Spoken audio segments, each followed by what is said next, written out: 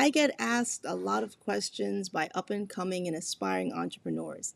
And today's question is one of the most common that I get asked. Stay tuned for the question and my response.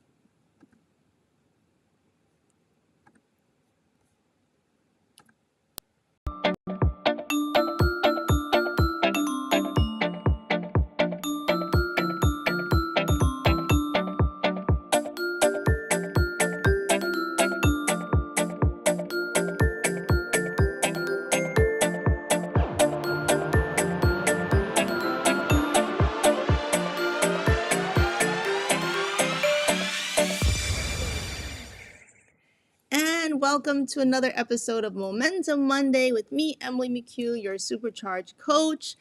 The Supercharged with Emily podcast, everyone.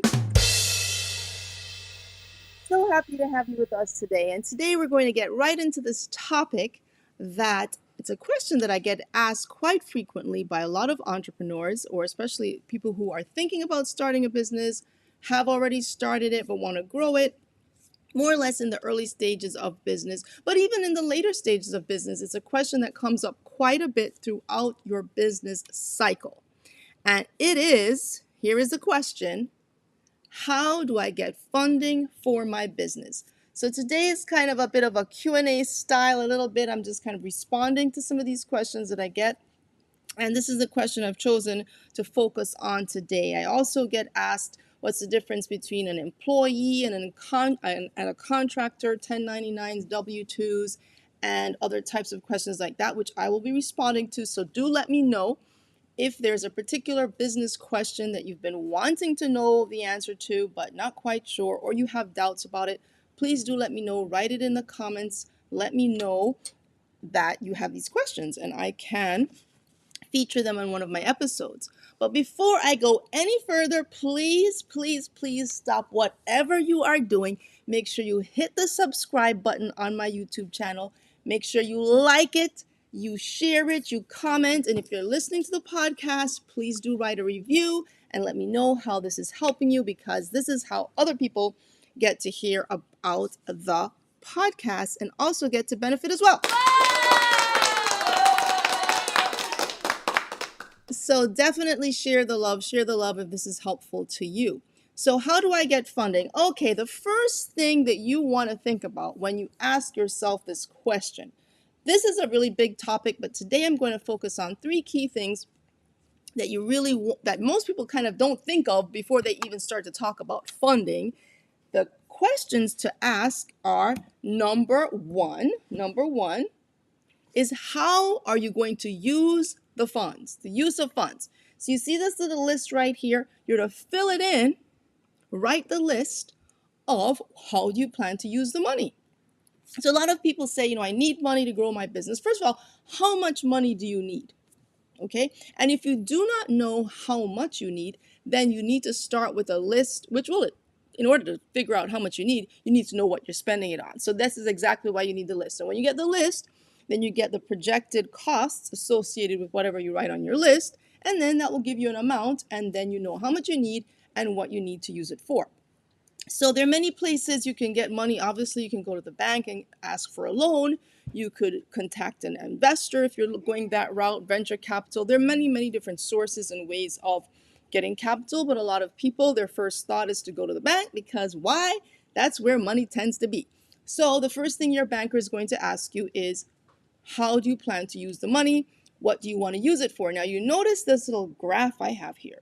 That means going up, ideally to grow your business. So how will the funds grow your business? And this is where you really have to have an honest talk with yourself and be realistic about what it truly takes, how much money you really need, and will it really make the difference that you expect it to make, and in the pursuit of growing your business. So those are the things you want to think about, instead of just saying, I just need money to just do stuff and hopefully it will do something.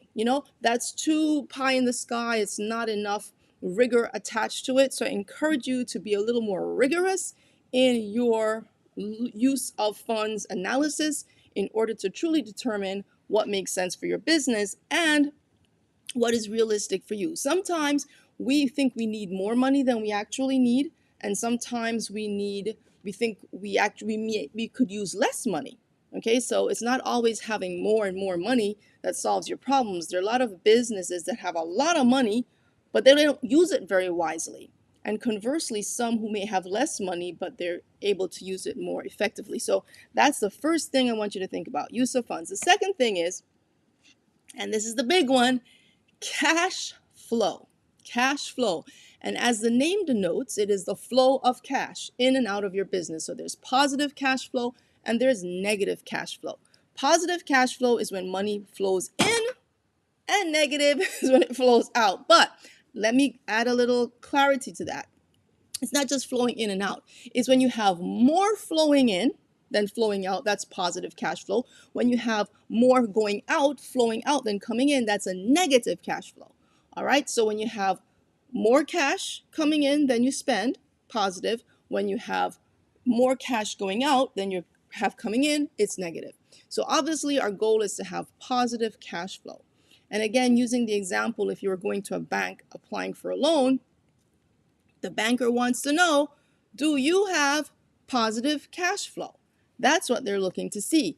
Is there more money coming in than going out of your business? And so whether you're looking for a loan or not, or just running your business on the day-to-day, we all want a positive cash flow. And if your cash flow is not positive, then certain changes definitely have to be made to adjust that so that the number becomes positive. But that is the goal. So that is the first analysis in terms of looking at how the money is actually flowing, the direction it's flowing in. Now, the third thing to consider is how much time to repay. So let's say, for example, you're starting a business and you're seeking to get a certain amount of capital, certain startup capital to get going. And you're like, I need 3 to 6 months for the business to generate cash flow so that I could actually start to pay for a loan if I took out a loan, or if I was granted a loan, that I'd have enough time to repay the funds, that I can build up to pay the funds. Now, I don't know how it is in some countries around the world, but I know in the United States, many banks do not like to lend to startups. They tend to not like to lend for this very reason, because there is no cash flow and they have no idea when they're going to get repaid the loan, because they can't prove what the cash flow cycle could look like. But one way to combat this is to really develop a plan that shows your intention of how you would repay a loan and what would be the time frame in which you would actually do it. So therefore, the ramp up period to actually launch the business, if you're starting from scratch, or if you're already in business, how much time do you think you would need to get to a certain place to be able to, again, generate the cash flow so that you can indeed repay a loan or make a repayment. Now, let's say it's not even a loan per se. You could have a certain amount of your own money that you have either saved, or funds you could get from friends or family, which again could be a type of a loan. It really is one of the things to really encourage people's confidence in you is your ability to let them know your ability to repay a loan in within a certain period of time. Like, what is that time frame? And so some of these thoughts might be really elusive to you, like, well, I have no idea, I have no clue. So if you have no idea and have no clue, that shows that more research is needed to really investigate and understand what you're getting into, what you're undertaking. Because the reality is, a lot of people are more fascinated with the concept of starting a business and entrepreneurship in general than what it really takes to run it and what it really takes to have the mechanics in place that makes a business viable. So I want to encourage people, as you're listening to this, to really step back, take that moment to reflect, and really think about what is realistic for yourself, your business, what you feel comfortable with as well. Because you don't want to get into a situation which you don't feel comfortable handling. And that is really an important consideration for you. So let me give you a little summary on this, because I think that we want to just keep things in perspective as we go through this list.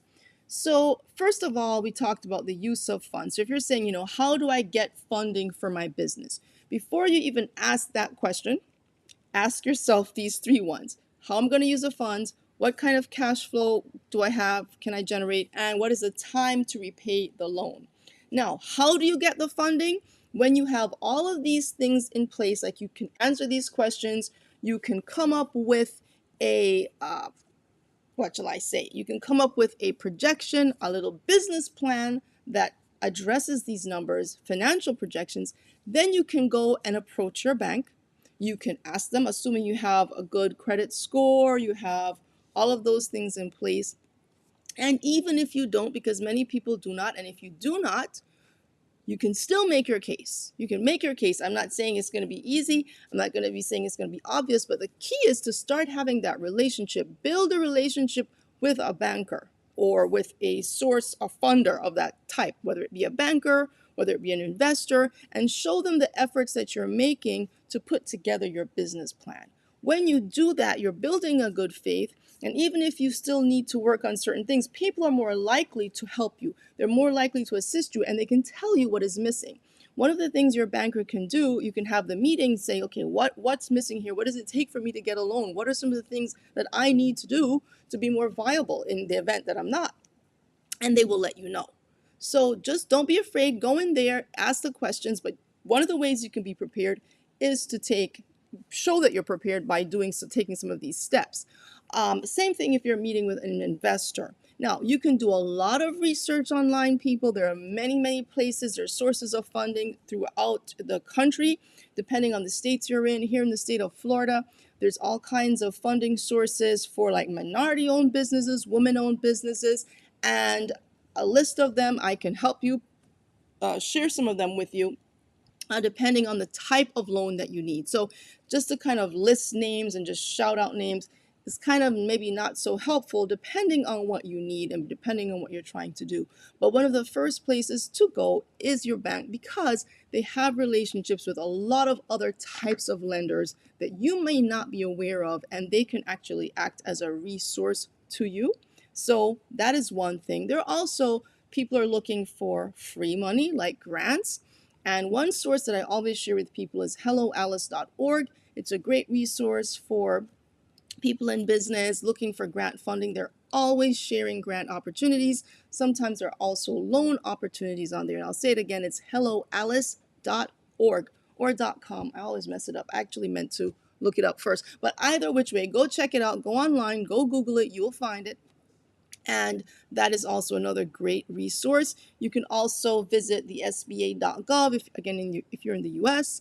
SBA.gov also has excellent resources for you. So doing your homework, doing some research allows you to identify some sources. Also, a lot depends on the type of business that you have.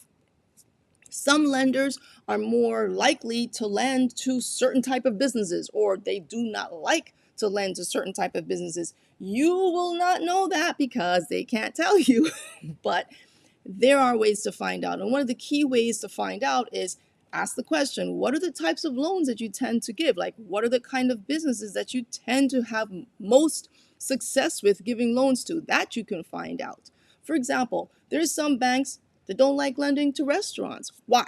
Because restaurants historically have a high turnover rate, have a high failure rate, and as a result of that, because of that industry tendency, people tend to not want to, banks tend to not like to lend to restaurants in general. However, if you come in there with a clear use of funds, clear use of your cash flow, clear ability, time to repay, plus your experience showing that you know what you're doing, how to operate, for example, a restaurant, that you know what it takes to be successful, that can change the narrative completely. So you don't want to be stereotypical, you don't want to just broad brush things, but do your homework and be prepared is one of the best ways to go about securing funding.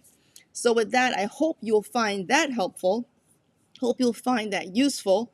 And again, don't forget to like, comment, and subscribe. Let me know. Let me know if this is helpful to you. Let me know what other questions that you have, or if you have additional questions based on what I shared today. Again, this is just some of the insights that I hope will help you to answer the question, how do you get funding for your business? Okay, I hope that's helpful. Now, let me leave you with did I go in the wrong direction? I think so. Yes, I'm going to leave you with one of my, I call them supercharge affirmation quotes. And this is just very simple and very basic, this is what this is all about, being simple and basic.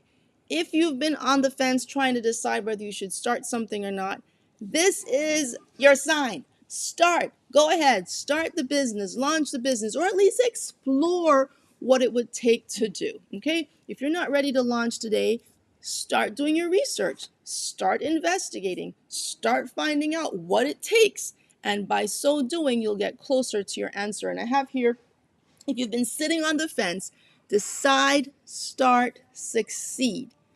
Decide, start, succeed. So just start with your idea, start with your research, start with something. Take at least one step in the direction towards fulfilling that goal that you have, and you'll be more likely to achieve it. Yes. Now, okay, running, my cursor is escaping, won't let me get to my sound effects. More likely to achieve it. I had a case of chase the cursor, people. Chase the cursor. All right. Well, I really hope this is helpful to you. I hope it makes a difference to your business and that you will go ahead and supercharge with what you're doing. And also, I invite you, if you're not subscribed to the Supercharge Weekly newsletter, please do so. It's emilymchugh.com/free gift. And you will get a new freebie that I'm coming out with. Depending on when you're listening to this, it might be out for a while. But it's about time management for time-strapped entrepreneurs. I'm going to share some real tips along with worksheets on how to plan out your project, your time frame, how to know what to do next in your business, which is where a lot of entrepreneurs struggle. So hopefully that will be helpful to you. And you can just download that as a free gift and then also end up on my newsletter if you're not already on it. So with that, again, don't forget, do all the things you know you're supposed to do. And I will see you next time. And until then, stay supercharged. Bye. Uh-oh. What happened? What happens? Don't forget to be supercharged. Okay. It won't let me do it. Hold on, people. Hold on. What is going on? Oh, well, I don't know. It doesn't like it. So you know what? Let me play something else. That is so strange. My Ecamm is acting up. All right, well, I'm going to end with this instead.